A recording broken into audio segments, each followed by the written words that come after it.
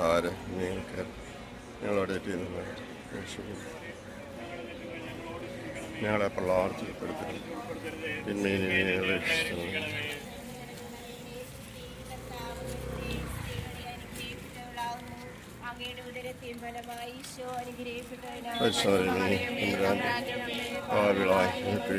ഇപ്പോഴും ഞങ്ങളുടെ മനസ്സിൽ തമ്പുരാൻ്റെ വീഴ്ച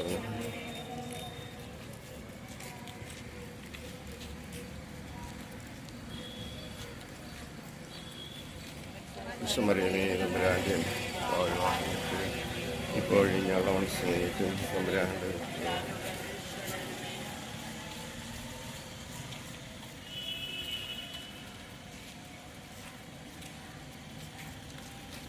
വിശ്വമറിയമേ തമ്പുരാൻ്റെയും ഇപ്പോഴും ഞങ്ങളുടെ മനസ്സിലേക്കും തമ്പുരാൻ്റെ വീഴ്ച തന്നെ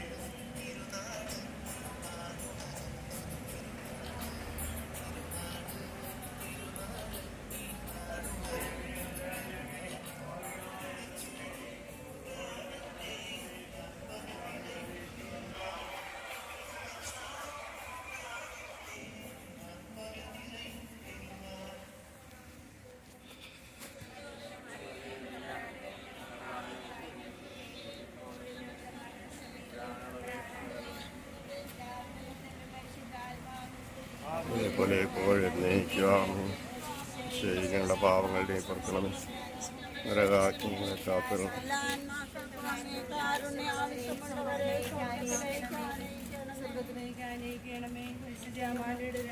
ഞങ്ങൾക്ക് വേണ്ടി അപേക്ഷിക്കണം.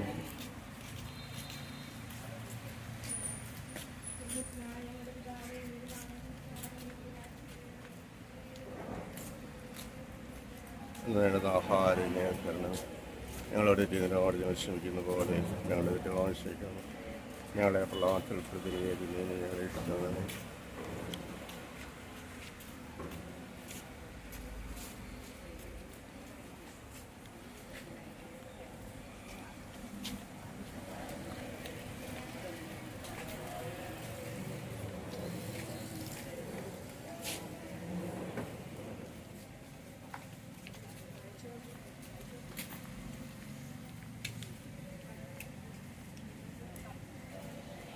തമ്പുരാൻ്റെ മേവാളായ ഞങ്ങൾക്ക് വേണ്ടി ഇപ്പോഴും ഞങ്ങളുടെ മനസ്സമേറ്റും തമ്പുരാൻ്റെ വീഴ്ച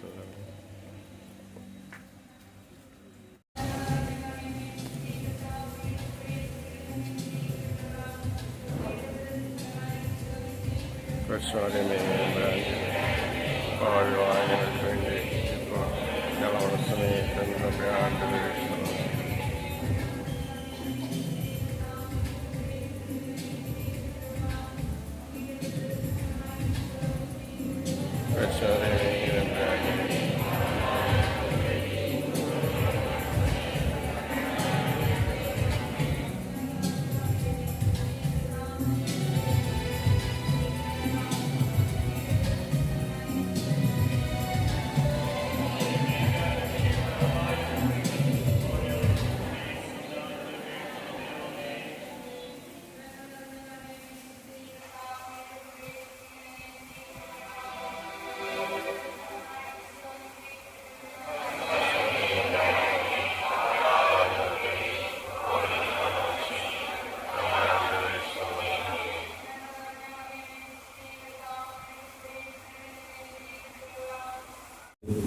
ആത്മീയ കുടുംബത്തിൻ്റെ നേതാവും സ്നേഹസമ്പന്നനായ ജോസി എന്ന അച്ഛനോടുകൂടെ ഈ കൊച്ചു വളരെ ഒരു വലിയ സ്നേഹത്തിൻ്റെയും പങ്കുവയ്ക്കലിൻ്റെയും ഒരു കൂടാരമാക്കി മാറ്റുന്ന മറ്റു അംഗങ്ങളെ വീട്ടപകർത്തങ്ങളെ ഏറ്റവും സ്നേഹം നിറഞ്ഞ സെൻസ് മാസം കുടുംബാംഗങ്ങളെ വാത്സല്യങ്ങളെ നമ്മൾ ശരിക്കും എപ്പോഴും ഓർക്കാറുണ്ട്, ഈ ബീച്ച് ഒരു ദൈവാനുഗ്രഹത്തിൻ്റെ ഒരു ഇടമാണ്.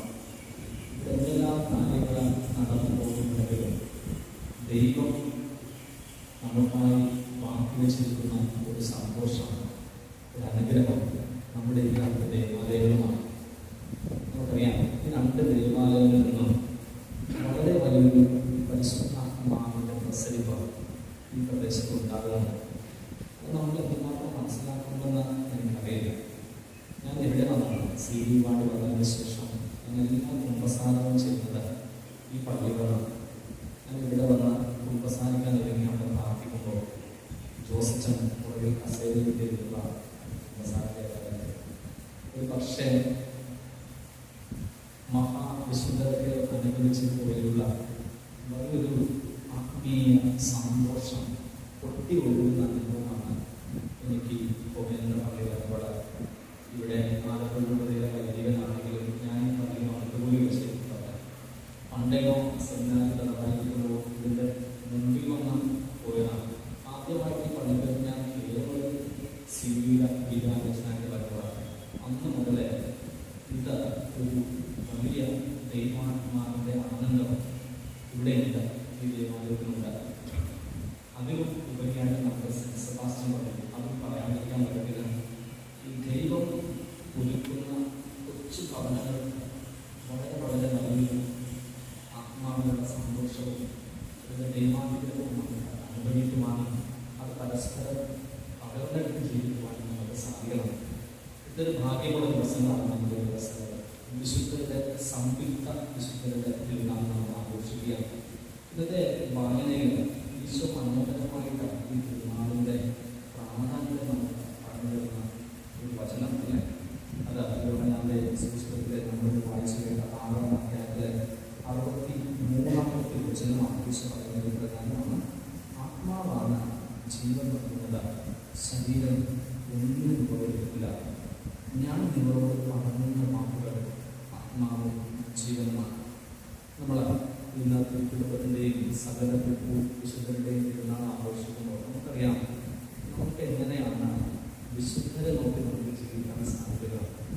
ആരാണ് വിശുദ്ധരെന്ന് ചോദിച്ചാൽ, ആത്മാവിൻ്റെ ആലം കണ്ട് ദൈവരാജ്യത്തിൻ്റെ ജീവിതം നയിച്ചവരാണ് വിശുദ്ധർ. ആത്മാവിലുള്ള ഭാരം പണിഞ്ഞ് ദൈവരാജ്യത്തിൻ്റെ ജീവിതം പങ്കുവെച്ചവരാണ് വിശുദ്ധർ. ഇനി നമ്മുടെ ജീവിതമായി വലിയൊരു കോൺട്രിബ്യൂഷനുണ്ട്. നമ്മൾ ശരിക്കും പറഞ്ഞാൽ നമ്മുടെ പാരമ്പര്യയും നമ്മുടെ സമ്പാദ്യത്തോടെ ഒരു ബാഹ്യമായതിൻ്റെ സംതൃപ്തിപ്പെടുത്തലും ബാഹ്യമായ ഒരുപാട് കാര്യങ്ങൾ അത് പരിഹരിക്കുക, അത് സന്തോഷകരമായി പോവുക നമുക്ക് ചിന്തിക്കാറുണ്ട്. എൻ്റെ പേഴ്സണൽ ഫ്രീഡം, എൻ്റെ പേഴ്സണൽ സന്തോഷം, എൻ്റെ വീടിൻ്റെ സന്തോഷം, എൻ്റെ കുടുംബത്തിൻ്റെ സന്തോഷം, ഇത് എനിക്ക് കളഞ്ഞുള്ള ഒരു ആത്മീയ ജീവിതം. ഇതാണ് വലിയ അപകടകരമായ ചിന്ത.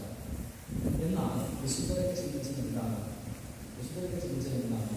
ആത്മാവിൻ്റെ ആഴം പണിയാൻ ഈ ഭൂമിയിൽ വിളിക്കപ്പെട്ടതാണ് നമ്മളെല്ലാം. അല്ലെ, ഒത്തിരി സ്വകാര്യതയുടെയും ഒത്തിരി സ്വാർത്ഥതയുടെയും ഒത്തിരി പേഴ്സണലിസത്തിൻ്റെയും ഒത്തിരി റിലേറ്റീവ്സിൻ്റെയും, പേഴ്സണലിസം എന്ന് പറഞ്ഞാൽ തൻ്റെ ജീവിതം, തൻ്റെ സന്തോഷം എന്നത്. റിലേറ്റീവ്സ് എന്ന് പറഞ്ഞാൽ മറ്റുള്ളവരെ നോക്കിക്കൊണ്ട് ജീവിക്കുകയും ചെയ്യും. ദൈവത്തെ നോക്കുന്നില്ല, മറ്റുള്ളവരെ നോക്കിക്കൊണ്ടുള്ള ജീവിതം. ഇതാണ് റിലേറ്റീവ്സ്. വിശ്വാസത്തിന് ഏറ്റവും അപകടകരമായ ഒരു ജീവിത രീതിയാണ് ഈ റിലേറ്റീവ്സ് എന്ന് പറയുന്നത്. അതായത് സമൂഹത്തെ നോക്കിക്കൊണ്ട് സമൂഹത്തിൻ്റെ വളർച്ചയ്ക്കനുസരിച്ച് നാടോടുമ്പോൾ നടുവേ കൊള്ളണമെന്ന് പറയുന്ന കൺസെപ്റ്റാണ് റിലേറ്റീവ്സ് എന്ന് പറയുന്നത്. അത് വിശ്വാസത്തിന് ചേർന്നതല്ല. That is against practising of faith. നാടോടുമ്പോൾ നടുവേ കൊള്ളണമെന്ന് പറയുന്ന ജീവിതം വിശ്വാസത്തിന് ചേർന്ന ജീവിതമല്ല. വിശ്വ പറയുകയാണ്, ആത്മാവാണ് ജീവൻ നൽകുന്നത്, ശരീരം ഒന്നിനും ഉപകരിക്കുന്നത്. പത്രോസിൽ പറയുകയാണ്, ചോദിക്കുകയാണ്, എല്ലാവരും പോയി നിങ്ങൾക്ക് പോകണമെന്ന്. പത്രോസ് വലിയ പ്രായത്തിൽ സേവിച്ചു ജീസസ് എന്താണ്? കർത്താവ്, ഞങ്ങൾ ആരുടെ പക്കൽ പോകും? നിത്യജീവന രചനകൾ നിന്റെ പക്കലുണ്ട്. ഇതാണ് ക്രിസ്തീയ വിശ്വാസം. നമ്മുടെ ജീവിതം, നമ്മൾ വിശുദ്ധരുടെ സംതൃപ്തി ആഘോഷിക്കുമ്പോൾ നമ്മുടെ ബാഹ്യ ഭൗതിക ജീവിതത്തിൻ്റെ മുപ്പത്തങ്ങളിൽ അതിൻ്റെ ആഴ്ചകളിലും ആഴ്ചപ്പാടുകളിലും നമ്മുടെ ജീവിതം ഇങ്ങനെ തുലനം ചെയ്തു പോകുന്ന കാലഘട്ടത്തിൽ വിശുദ്ധരുടെ ജീവിതത്തെ നോക്കി ആത്മാവിൻ്റെ ഭാരം പണിയുന്നവരായി ജീവിക്കാൻ നമുക്ക് സാധിക്കണം. അതിനുള്ള മാർഗം വിശുദ്ധ പറഞ്ഞു തരുന്നത് മത്തായിയുടെ സുവിശേഷം 5-ാം അധ്യായം 6-ാം അധ്യായം 7-ാം അധ്യായം ആത്മാവിൻ്റെ ഭാരം പണിയാനുള്ള ലെസൺസാണ്. ആത്മാവിൽ ബന്ധരായവർ മാറിയാണ് ദൈവരാജ്യം അവരാണ്.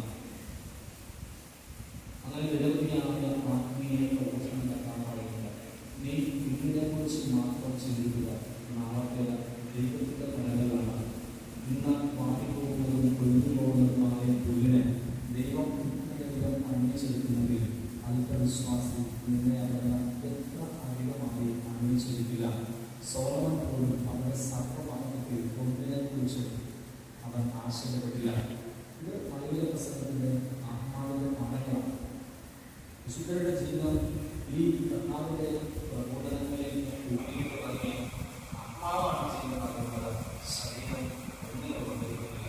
നമ്മൾ പലപ്പോഴും നമ്മുടെ കുടുംബങ്ങളിലെ ഈ വിശ്വാസത്തിൻ്റെ അഭിഷേകം, ഈ വിശുദ്ധിയുടെ അഭിഷേകം, ഒരു സകലത്തിൻ്റെയും ക്ഷമയുടെയും അഭിഷേകം നമ്മൾ പലപ്പോഴും നമ്മുടെ ദൈവവചനത്തിൻ്റെ ആത്മാവിനെ പണിയാണ്, നമ്മുടെ കുടുംബം പണിയാണ്, നമ്മുടെ ദാമ്പത്യ പണിയാണ് നമ്മൾ പലപ്പോഴും വളർന്നു പോവുകയാണ്. എത്രയോ ആത്മീയ ശുശ്രൂഷകൾ സഭയിൽ കത്തോലിക്ക സഭയിൽ നടക്കുന്ന പ്രകാരം പറയുന്നത് എല്ലാ ആത്മീയ ശുശ്രൂഷകളും ഇന്നെ ഭയപ്പെടുന്നവരും എല്ലാ ആത്മീയ ശുശ്രൂഷകളും ദൈവം എത്ര സ്നേഹസമ്പന്നനാണെന്ന് ഈ ബോധ്യപ്പെടുത്തിയെടുക്കുന്നത് വഴിയാണ്. ഒരിക്കലും ഭയപ്പെട്ടു പോകാനുള്ളതല്ല. നമ്മൾ ഭയപ്പെടുന്നത് എന്താണ്? ഇങ്ങനെ ചിരിച്ചാൽ ഒരുപാട് സന്തോഷം നഷ്ടപ്പെടില്ല. എല്ലാ ദിവസവും പറഞ്ഞു പോകുന്നത് എങ്ങനെയാണ്? ഇത് ദൈവത്തിന് തന്നിരിക്കുന്നത് ഭയപ്പെട്ടാൽ നിന്നെ ബോറടിക്കാതിരിക്കുകയല്ല. നിങ്ങൾ തന്നിരിക്കുന്നത് നിന്റെ ഈ ഭൂമിയിലെ ജീവിതം ഏറ്റവും സ്നേഹമായി ആവശ്യപ്പെടാൻ വേണ്ടിയാണ്. ഞാൻ ചോദിക്കട്ടെ, എല്ലാ ദിവസവും കുർബാനയിൽ പോകുന്ന ഭാര്യ ഭർത്താവ് ഏത് കാരണങ്ങളും അവരെ ഏറ്റവും ഉന്നതിയാക്കുകയാണ്. ഒരു പക്ഷേ നിങ്ങൾ ആ കുടുംബത്തിൽ നല്ല ഭക്ഷണം കഴിക്കുന്നതിനേക്കാണ് സ്വന്തം ഭർത്താവിന്റെ ഭാര്യയെ കുറിച്ച് അഭിമാനിക്കുന്നത്. എന്റെ ഭാര്യ എല്ലാ ദിവസവും വിശുദ്ധ. ഒരു ഭർത്താവിനെ സംബന്ധിച്ച ഒരു ഭാര്യ ഏറ്റവും കൂടുതൽ അഭിമാനിക്കുന്നത് തൻ്റെ കഴിവിലോ ചാരിത്രയല്ല, മറിച്ച് അയാളുടെ വിശ്വാസ ജീവിതത്തിൻ്റെ നന്മ കാണുമ്പോഴാണ്. ഇന്ന് വിശുദ്ധതയിലൂടെ ഭർത്താവിനെ കുറിച്ചായിരിക്കും ഭാര്യയുടെ ഏറ്റവും വലിയ സന്തോഷം. ഇതെന്താണ് ദിവസം പറയുന്നത്? ഭർത്താവേ നീ എന്താണ് പറയുന്നത്? നീ എന്താണ് പറയുന്നത്? നീ ഇങ്ങനെ ചോദിക്കുന്നത് എന്തുകൊണ്ടാണ്? ഞങ്ങൾ ആരുടെ പക്കൽ പോകാനാണ്? അല്ലെ, നിത്യജീവന്റെ വചനങ്ങൾ നിന്റെ പക്കലുണ്ട്. അല്ലെ, ഭാര്യ ഇങ്ങനെ നല്ല ഭാഗത്തിലാണ്, ഭർത്താവ് ഇങ്ങനെ നല്ല ഭാഗത്തിലാണ്. ഈ നല്ല ഭാഗം ഒരു കുടുംബത്തെ തോൽക്കുകയില്ല. ഒരു നല്ല ഭാഗം ജീവിക്കുന്ന ഭാര്യയെ അവരുടെ മക്കളെ സാത്താൻ കൊണ്ടുപോകുകയില്ല. ഒരു നല്ല ഭാഗം ജീവിക്കുന്ന ഭർത്താവിനെ ജീവിക്കുന്ന അവരുടെ മക്കളെ സാത്താൻ കൊണ്ടുപോകുകയില്ല. ആത്മാവിൽ ആരോഗ്യം അനുഭവിക്കുന്നത് ഭാഗ്യവാനാണ്. ദൈവരാജ്യം അവരിലാണ്. പ്രിയ സഹോദരങ്ങളെ, വിശുദ്ധത്തിൽ നമ്മൾ ആഘോഷിക്കുമ്പോൾ വളരെ ആഴമായി നമ്മുടെ വിശ്വാസത്തിൽ ആത്മാവിലുള്ള പാലം പണിയുന്നത്, ആത്മാവിന്റെ ജീവിതത്തിലുള്ള പാലം പണിയുന്നത് പലപ്പോഴും കണ്ടുകൊണ്ട് ഏറ്റവും നന്നായിട്ട് പ്രാർത്ഥിക്കുന്ന ഒരു ഭർത്താവാക്കാൻ ഭാര്യയാണ്. എന്നും ദൈവത്തെ കുറിച്ച് ജീവിക്കാൻ മനസ്സുള്ള ഒരു വ്യക്തിയുടെ കുടുംബത്തിലുണ്ടെങ്കിൽ ആ കുടുംബം ഒരിക്കലും പരാജയപ്പെടുത്തുകയും അത് വളരെ സത്യമാണ്. ഒരുപാട് സാക്ഷ്യങ്ങളുണ്ട്. പ്രാർത്ഥനയിൽ വിശുദ്ധ പ്രകാശങ്ങളിൽ ജീവിതം അവരോട് ജീവിക്കുന്നതുപോലെ കർത്താവ് ഏത് സന്ദിഗ്ധാവസ്ഥയിലും കർത്താവ് തുടരും. കർത്താവ് അവരോട് ഒരു വലിയ പ്രിയ കർത്താവാണ്. നമ്മൾ ഈ ആത്മാവിന്റെ പാലം അണിയുന്നവരാണ് ആർജവമുള്ളവരാണ്. ഒരു വ്യക്തികേന്ദ്രത്തിലും ഒരു സ്വാർത്ഥതയുടെയും ഒരു പരസ്പര